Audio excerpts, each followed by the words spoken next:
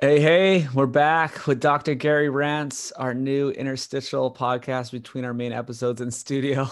What's going on? Hey Brian, how you doing today, brother? I'm good. We caught him before he's going in to start his day at the clinic. And part of this episode or this series is about what's going on at the clinic, what's going on in the real world with a doctor seeing patients, especially in a time of COVID and lockdown in LA in the middle of the winter and craziness. Craziness. So what are you seeing this week? Yeah, I mean, I'm in LA. For those that don't know, I'm in the heart of Los Angeles, and we're having all these crazy big numbers. I do a lot of testing. I'm a big proponent of testing. We have really good quality antigen testing, and obviously the PCR test. And I know people have all sorts of questions about it, and I guess we could talk about it maybe on a different podcast. But what I'm seeing is really high prevalence of COVID. Um, Most people are not that sick. But I will say something for people to think about. We talk about the death numbers a lot, right? That like it's pretty low, and it really is. While we have a lot of deaths relative to the number of people getting infected, it's what we hear, less than 1%. The one thing I will comment on, and I talked to you, Brian, about this, is when people are older, 50s, 60s, and up, and they definitely tend not to be healthy, just because, decades and decades of standard American diet, lack of sun, lack of exercise, they get really sick. And it's like a really, really nasty flu, at least clinically, it's what it looks like. It's more complicated than the flu. It's there's a lot of other issues that y'all know about, but just something to think about is while the death rates are low, the actual infection itself, when it hits someone who's older and sicker, it's a long, weeks of really nasty symptoms. So, it makes me think that while I still think that many of my colleagues who promote the vaccine as a savior to COVID are really lying to people, or at least being disingenuous, because we don't know that it's going to save us from COVID or whatever.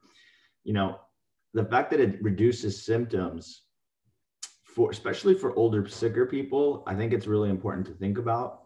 I think obviously getting a vaccine is a personal decision, but I do think that for the older people that are sicker, it Mm. makes a lot of sense, even if it doesn't prevent death, even if it doesn't prevent transmission. That's different when you start thinking about, younger people and will Mm. we herd immunity, and should you This just is get the virus and build immunity that way. There's a lot of questions here, and all I'm suggesting is that we should learn more and think about it more, and not just say you have to get the vaccine, or no, vaccines are bad. We don't know anything about this. It's not so black and white, is what I would say. mm.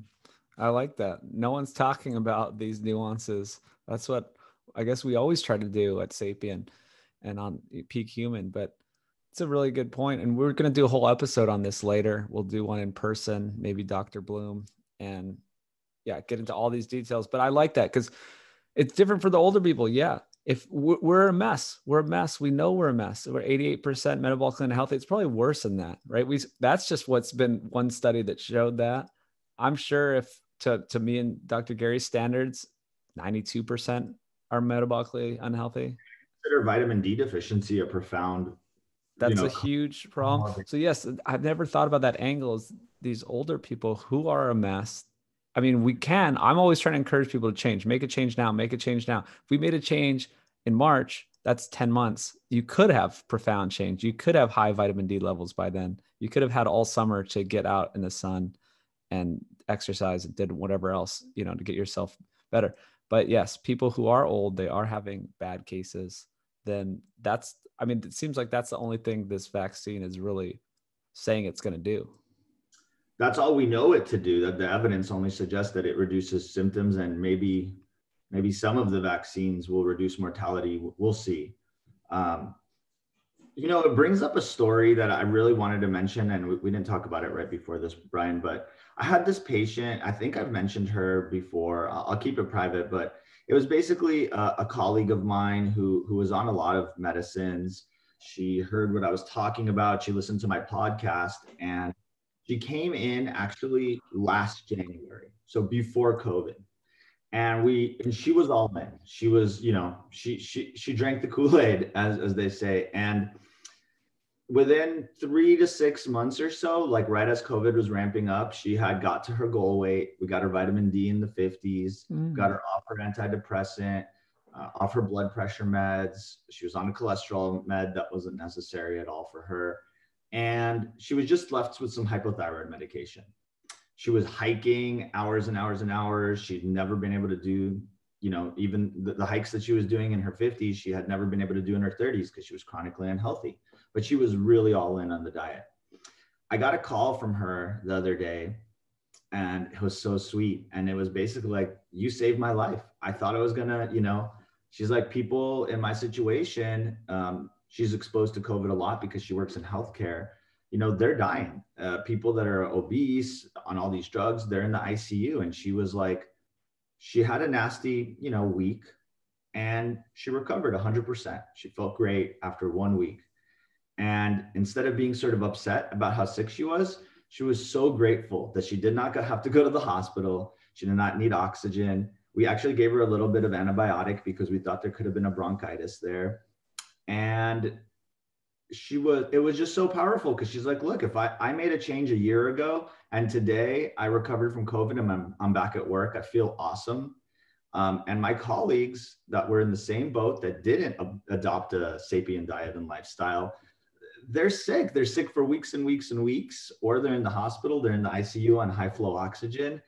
And it was so heartwarming and just reassuring, honestly, about what we're doing. And, she's a healthcare provider. She knew the science, she knew medicine, she knew all this stuff, but she didn't know how to eat. And she didn't realize how important getting out in the sun and exercising and all this stuff we talk about. She started focusing on sleep. We got her off her sleep apnea machine. It was really like a miraculous turnaround, which in and of itself is a great story.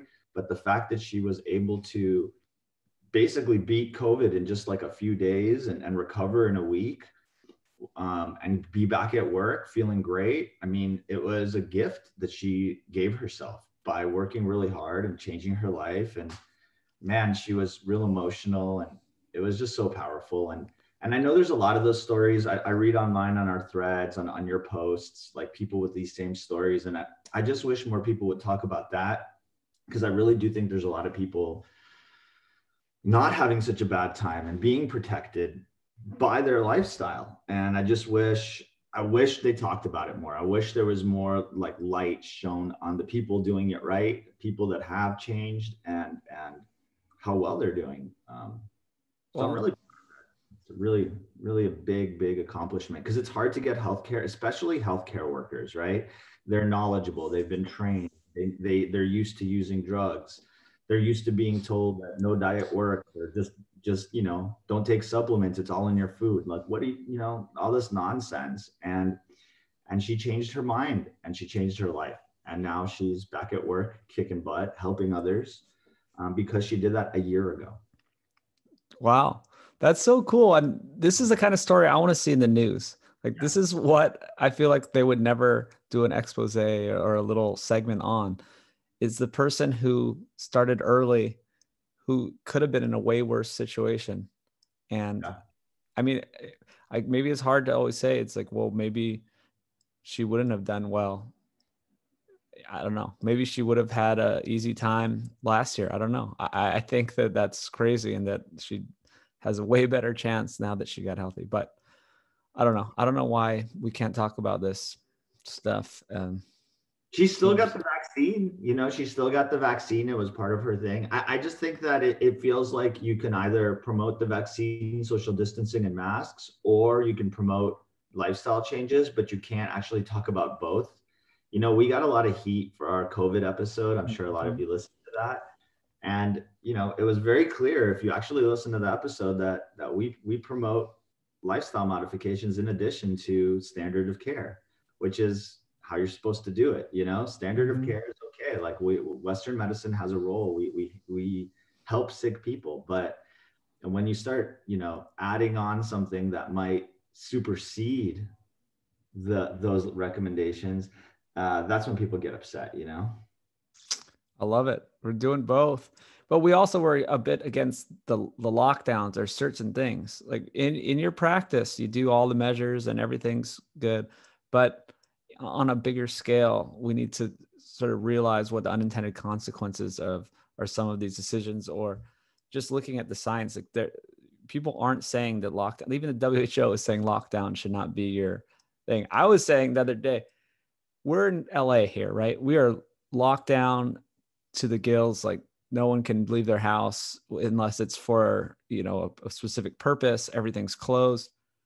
I'm saying this is your best idea. Like after 10 months, this is all you got. You 10 months, however many millions and billions of dollars we had to figure things out, get more beds in a hospital. And this is all you got. Like the government, like what would they have been doing? Why is it so bad? Why do you think it's so bad in LA? I have some ideas too.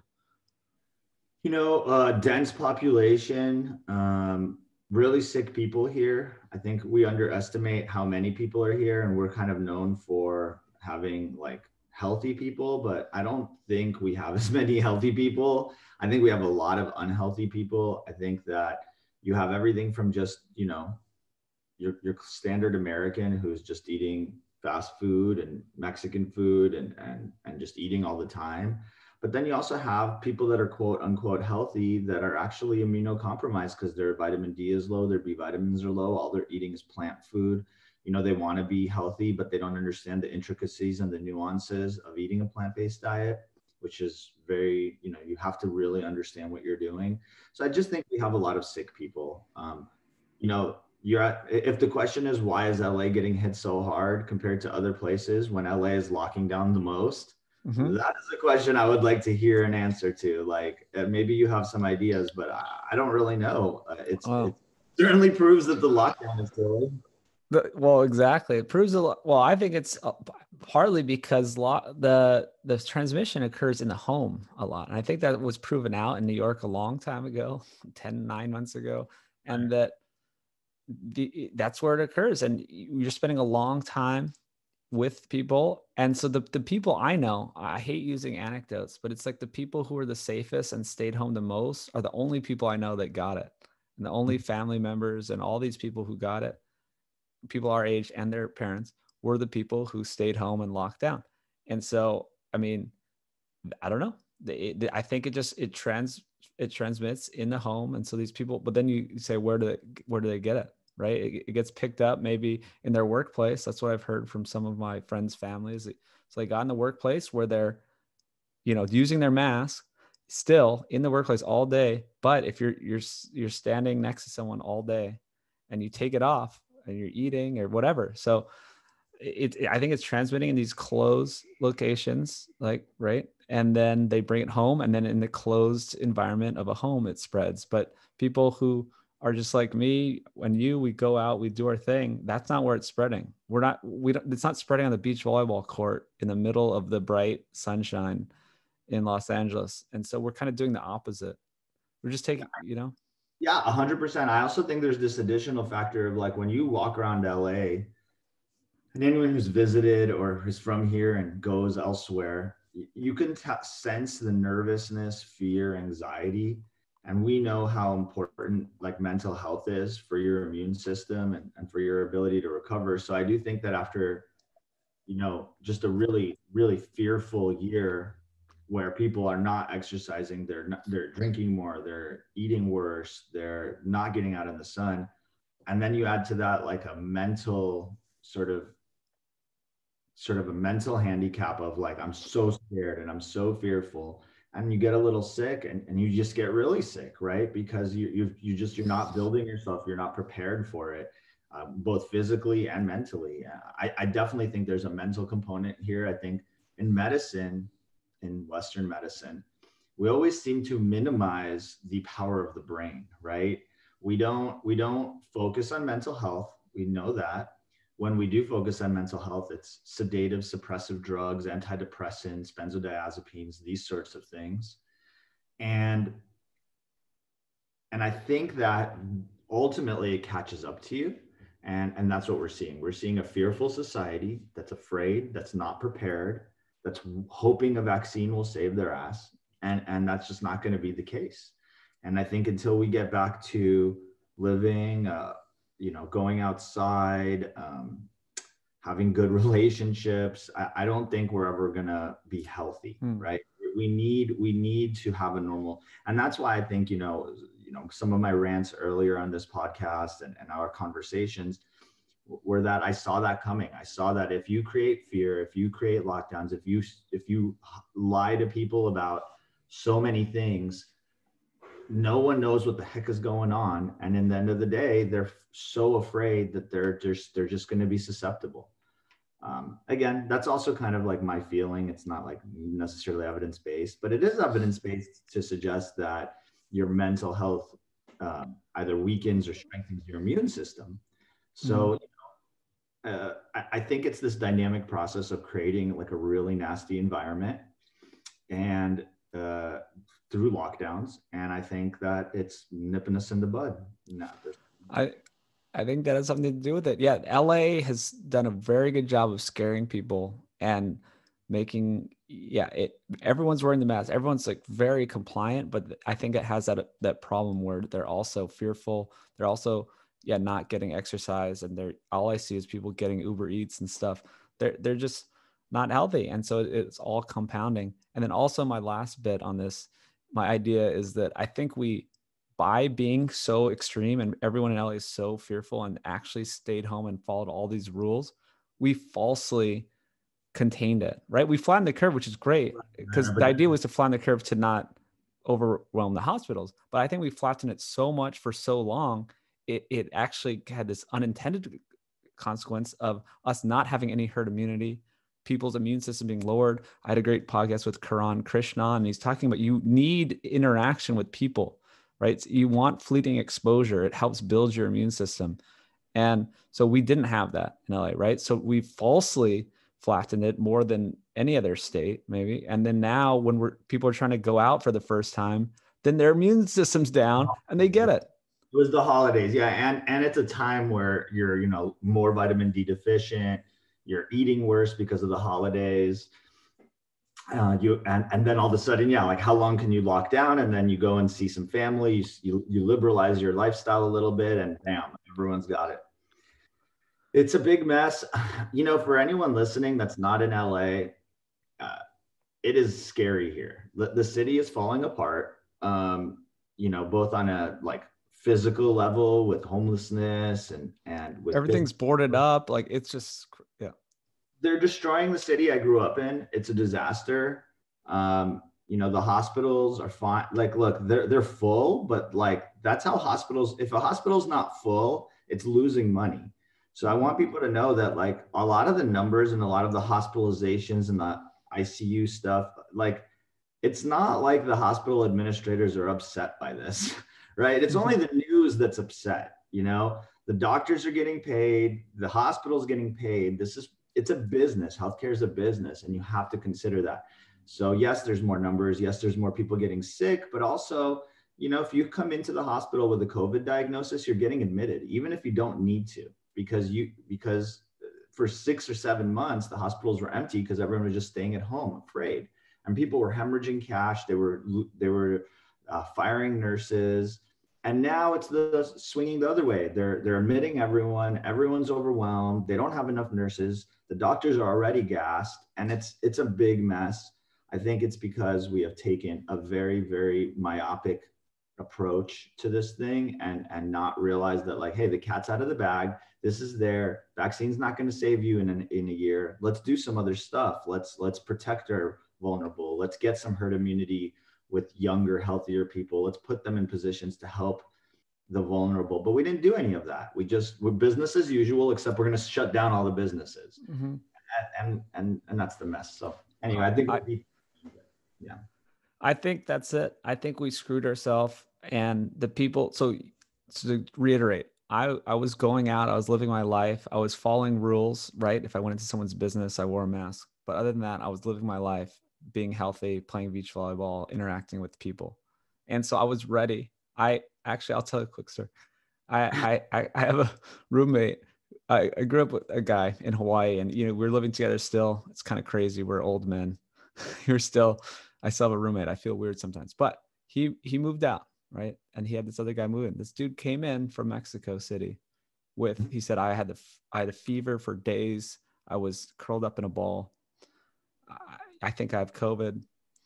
Instead of saying, go get a hotel, this was 2 days ago. I was like, come into my house. And we've been hanging out. We've been cooking together. I mean, I don't know. I'm not saying, I don't know what I'm saying. I'm saying I'm living what I preach. I'm not saying other people should do that, but this is what I believe. I mean, is healthy for me. We're getting in the weeds. It's tricky. I think that our biggest message is that there's more to the story than what you hear in the news. And anyone who has been trying to talk about that, including ourselves in our last podcast about COVID, gets aggressively censored. So whether we're wrong or right, suppressing other opinions is going to undermine our society. I mean, free speech and free communication. This is what America is built on. And I'm not a huge fan, obviously, of what happened with the presidency here at the end, but to kick him off Twitter is insane.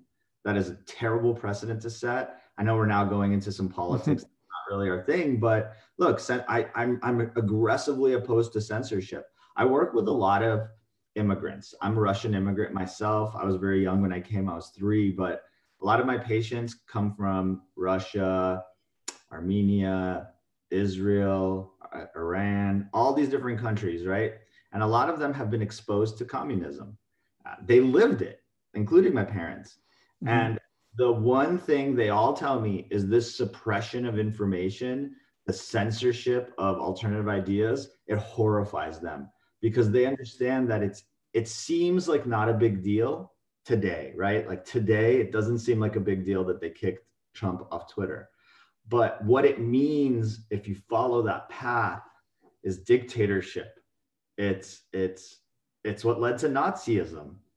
We need to realize that, the principles that my family came here to America to follow, pursuit of happiness, freedom of speech, all these freedoms that we have started to take for granted, that is the heart of our lifestyle here. That is what allowed us to become a world power, I believe. So anyway, I think that we're headed down a scary path, but at Sapien, we're going to do everything we can to communicate our ideas, whether wrong or right, because that's the whole point. Like, we want to share knowledge, share ideas, and not pretend that someone owns science, like one party owns science, or that one doctor or one ideology knows everything, because for 50 or 60 years, they told us exactly how we should eat. And that was wrong, right? And there's all this great evidence to suggest that Atkins diet works. That was completely ignored. And we actually went the opposite way. And so why is this going to be any different? It's not. This is the same as what happened with food. They pick a path that is convenient for their politics or their power structure or whatever, and they just go hard and ignore any new evidence or changes or the reality that's in front of them, which is we're not doing so well. Well, I really agree, strongly agree. I'm going to talk about this every episode, every chance I can get to look at both sides of things. It's changed my life. Same thing with the politics. If you want to get into it, I'm on neither side of politics. I don't care, but I still support the free speech for either side to talk about it. Same thing with veganism. If someone wants to talk about veganism, go ahead. I'm not going to stop them because I want to hear their ideas. I've gotten new ideas and learned from that and thought, how there's a different way that the body works, a different metabolism that could work in a fallback state. And if we didn't have access to animals, and we could survive on all plants for a while. And it's really interesting, but I don't want to shut off the information. What you just said is great. And that's true. But veganism is about, like, this is the way to eat and we're going to save the planet and that animals are bad, right? So veganism is a little bit more than just like, you can do well on plants. You can for a while if you spend a lot of time for a long while, but that's not what they're promoting, right? They're promoting, we're going to prevent heart disease with walnuts. No, you're not going to prevent heart disease by eating walnuts. That's Well, a little story that I want to you're talk. you're you're right. You're right. And I think we should do some patient stories next episode. We have a couple little patient stories and anecdotes, and you're right. And but I still would like them to be able to speak their minds, and I would never censor them on a platform, and I would never wish that they would be censored. I would. It's just open ideas, and it happens a lot of my posts, and the vegans come, and then people who follow me will comment back, and you can see some discussion going on. So I'd rather have that than just censorship. So let's look at both sides. Let's build our immune system, get out there, get vitamin D. We have a vitamin D story next time with a patient. There's good studies coming out, even more that I didn't even post yet. I guess I should post those about this, high dose vitamin D in the clinical setting, randomized controlled trial. Actually, Mhm. they had two groups, and it did a real structured study. And yeah, so closing words here, Gary. Well, what's new with the Sapien tribe? I hear you're getting a lot of Sapien podcast listeners coming into the office and to Evolve Healthcare. It's really exciting. Our community is growing and growing. Our Sapien tribe is growing. We're getting more and more people joining our online program. And I really encourage anyone who's listening to use our online program as a way to teach their family members, gift it to your loved one who's struggling, and let them learn, because we spend a lot of energy on it, and everything we talk about, the nuts and bolts, is in our program. But what I've noticed over like even just the last few weeks, I've had about 4 or 5 people come into my office or do a telemedicine visit from around the country. A lot of the times it's just that it's a family member who is following a sapien lifestyle, who's doing so great, and either their wife or their kid or their parents are struggling, and they schedule a visit with me. I think it helps to have a physician kind of guide them and support what their family is doing. Most of them see it, right? Like they'll see their loved one doing really well, getting off drugs, finding their energy, finding their happiness, and they want to do it, but it's decades and decades of these archaic ideas just are in their head. So sometimes it really helps to just talk to me. I try to customize my recommendations to each patient, and I try to feel out like what can transcend this person so that they can make that change after the visit. Sometimes it's just talking about like low carb and fasting, right? Sometimes I really focus on spiritual stuff, or talk about stresses and how to leverage acute stresses. Everyone's different, but the idea is that you have to be inspired, you have to be motivated. For some people, they listen to a Peak Human episode with one of your great guests and they're inspired and they start listening to all the episodes, and that's all it ever took, right? Is just that one great episode. But for many people, I think it takes a little bit more. It does sometimes take a physician to be like, yes, this is the way to do it. I have lots of patients that are doing awesome, it's safe, whatever they need to hear. So I really encourage people to use that resource. You can book with my front office and get me on a telemedicine call wherever you're at. Um, or come into my office if you're in the LA area, or use our program. We have tried to create as many avenues for education, and the movie's coming. I think that's going to be an incredibly powerful tool to help motivate people. And, we're just going to keep going. Our mission is to educate as many people, as many healthcare providers, and show them that there's a better way to live their life and a better way to do medicine. I love it. Sapien.org. You can find out about everything there and click through to Dr. Gary, Evolve Healthcare.